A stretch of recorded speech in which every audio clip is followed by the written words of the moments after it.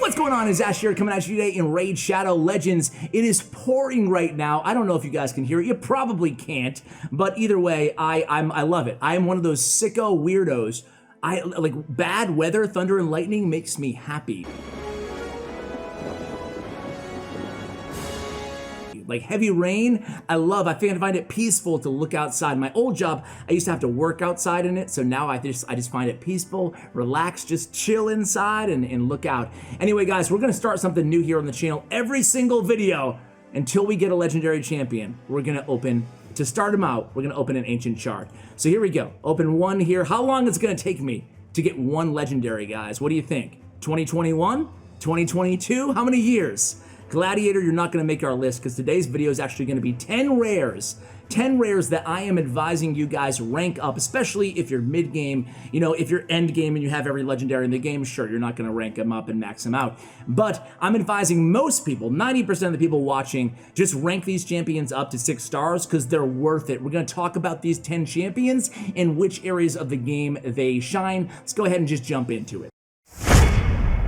So what do you say, guys? Want to get the two obvious choices out of the way? In my opinion, head and shoulders above every other rare in the game.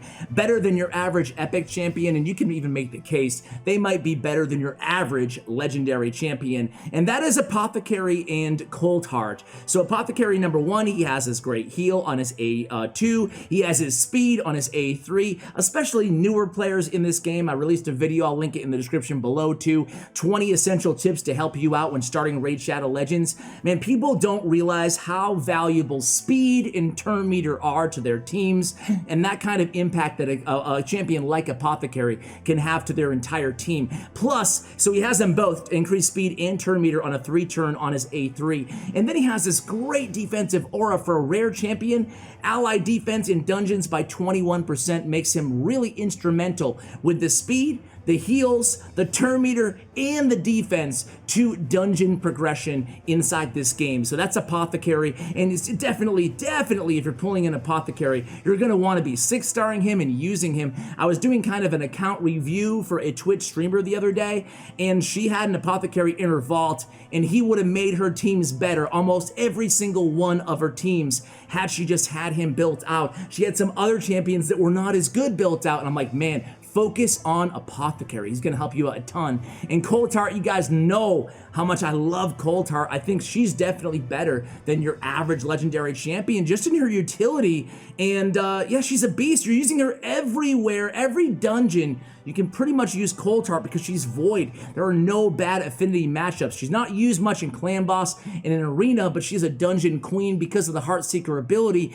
Decreases the target's turn meter by 100%. Makes her amazing for especially Fire Knight because she has a triple hitter too on her A1. But before we get too far ahead of ourselves, she has the damage increases according to max enemy HP. Makes her just incredible against every dungeon boss in this game. The Spider, the Ice Golem, the Fire Knight, and the Dragon, okay? And then our A2, it's not bad either. Attacks all enemies. I think this was 6th or 7th highest overall multiplier on this Art of Pain ability out of any rare in the game. So can put out some serious damage. When you have her built out kind of end game Cold Heart, she's doing about 35k damage to 35 to 45k damage to kind of your average level 20 dungeon mob in the first 2 waves, kind of the minions. So Art of Pain, definitely a solid ability as well. Has the poison if they're under heal reduction, has the decreased accuracy. Just kind of a bonus to her overall kit with the triple hitter on the 4-hitter, my bad. Triple hitter on Apothecary, 4-hitter on the flurry of arrows. So a 4-hitter on the A1 and this incredible Heartseeker. Yeah, we're gonna stop talking about Cold Heart because I could be here all day just rattling off all the ways I am impressed with this champion. Let's go into champion number 3. And we don't have to go far, guys, because it's Painkeeper, another Dark Elf, another Void champion here. I promise you, they're not all Void champions. On the A3, she has this Combat Tactics, decreases the cooldown of all ally skills by 1 turn. It's great, great ability. It's kind of a mini Seal of Magic from Prince Kaimar, but it's very beneficial. You're going to notice this, especially whether you're using her on Clan Boss or Spiders or any dungeon in the game. She's a versatile support champion, so you really can use her anywhere. On her A2, attacks all enemies, then heals all allies by 15% of this champion's max HP. It's great. She's a great champion to build on really high HP and then put her in a shield set and she will shine. 4-turn cooldown, great heal. A lot of HP is going to give you a better shield via the shield set, and it's also going to be doing more heal because of the A2. And then fills this champion's turn meter by 10% every single time she does her unflagging advance on her A1. That's Painkeeper. So let's spend a little bit of time here in Undead Horde talking about champions number 4 and 5 here on our list. It's the newest rare champions added to the game. It's Frozen Banshee and Grave Chill Killer. I did a guide on Grave Chill Killer just yesterday, a day before this video was uploaded. That would be yesterday, Ash. And then we did a guide on Frozen Banshee about 2 or 3 weeks ago. They are both clan boss specialists, but as a rare champion collector, you cannot do any better than the tandem of Frozen Banshee and Grave Chill Killer for clan boss. You can actually make an all rare clan boss team, you know, pairing them with another poison layer such as Kale and putting like an apothecary in there as well, maybe a reliquary tender, if I can say it, to kind of fill out that team for like early level to mid level clan bosses up to maybe brutal. But you can definitely use Grave Chill Killer and Frozen Banshee in Ultra Nightmare clan boss. That you can see end game players using these champions in their teams, guys. It's incredible. Frozen Banshee has the poison sensitivity, which is going to add 25% extra damage for each poison on every tick of those poisons on the boss, the clan boss, or the dragon that you're using them on. Frozen Banshee also has to fill the turn meters of all allies by 2% for each debuff on the target. It's helpful as well. And Death's Caress is going to be hit an enemy one enemy 2 times. Each hit has a 100% chance of placing a strong version of poison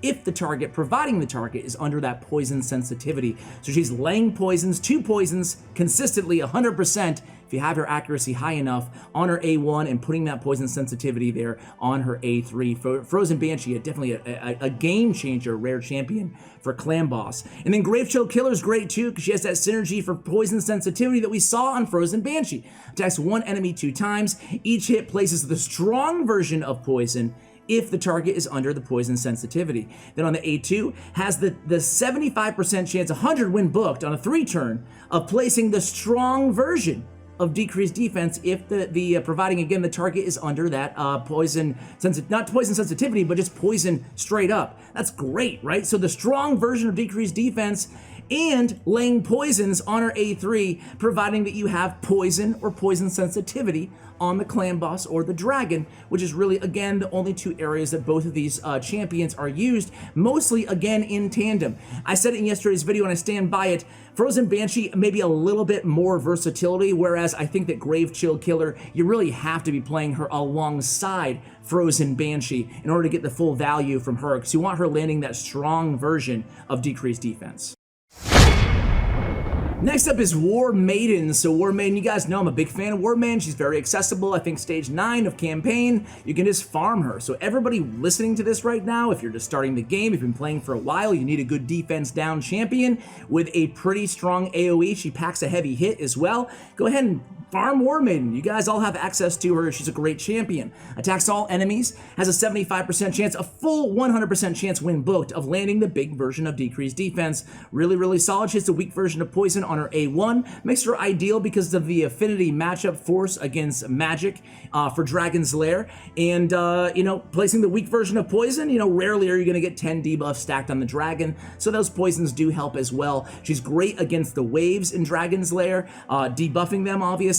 And she's also great against basically any dungeon that you need the strong version of decreased defense. And as I said, she puts out a decent amount of damage for high base attack at 1321 for a rare. Her speed is kind of middle of the road at 97. And then she has an increased attack buff on this champion and places an extra hit on her A2 opportunity strike. The extra hit cannot be critical. So that is War Maiden. She's not on my list, guys, but I did want to give a nod to Marked. I think Marked is often overlooked for her other half-naked barbarian friend, War Maiden. I do think that, would you rather date Marked or War Maiden? This is the content you really came in. War Maiden's face kind of thrown, she looks like she's an Egyptian pharaoh or something, like she has a mask on, but she doesn't. I'm going to go with Marked. I'd rather date Marked. What about you guys? All right, so we have that's the kind of quality content you just can't find on other channels, ladies and gentlemen. We get the Totemic Power ability, has a block debuff buff on all allies for 1 turn and an increased defense. Just an honorable mention to Marked. She didn't make the list, but she very well could have. She's really, really good because of the strong version of increased defense on all allies and the block debuffs.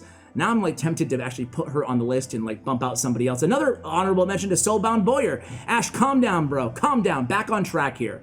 I didn't put Soulbound Bowyer. You guys know I love her, but she's really only super viable, in my opinion, in the arena. I guess you could use her in Fire Knight too, but you know, I don't know. And campaign, just shut up, Ash. Let's move it on. Move it along here. All right, we're going to go with Kale. Let's go with Kale. He's a safe bet, right? So Kale is a Dark Elf, obviously one of the starting champions. In my opinion, in my humble opinion, the best starting champion, has a strong version of Poison on his A3 and Disintegrate on a 4-turn cooldown. And he has a hard-hitting AoE here on Acid Rain. Also has an extra 15% chance of inflicting a critical hit. Fills the turn meter of this champion by 25% for each enemy killed. So Acid Rain, definitely one of the best abilities, if not the best ability. I'm trying to compare to all the other 4 starting champions out there. And adding Poison, weak version on his A1, strong version on his A3, just gives Kale that added kind of versatility of being a great clan boss and all-around dungeon champion, along with being a very capable campaign farmer as well. More than capable, but just very high-end campaign farmer for a rare champion, okay? Increases ally HP in all battles by 15%, just like all the other starting champions. A solid aura as well, especially in the early game. Coming down in the high elves here, guys. You guys might think I'm crazy for going with Eris over Soulbound Bowyer and over who we talked Marked. But I just think that overall, I just like Eris a tiny bit more. And again, might be an unpopular opinion because those other champions are definitely more popular, but I love that she has speed in dungeons by 16%. I love speed in dungeons. And then her passive is counterattacks the attacker when an ally is attacked.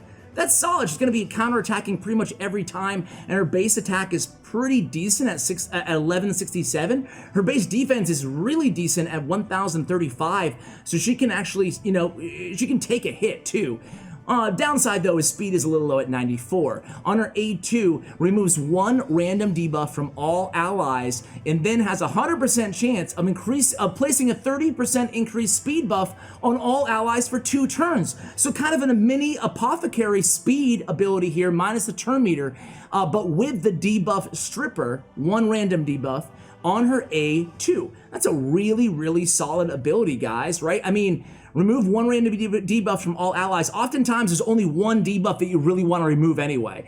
There's seldom times in this game where there's like, you need a full debuff stripper where you need to get like 5 debuffs off of each champion, And then, I think it's a solid ability. And the speed on that is great. So she can be a speed booster with a speed aura.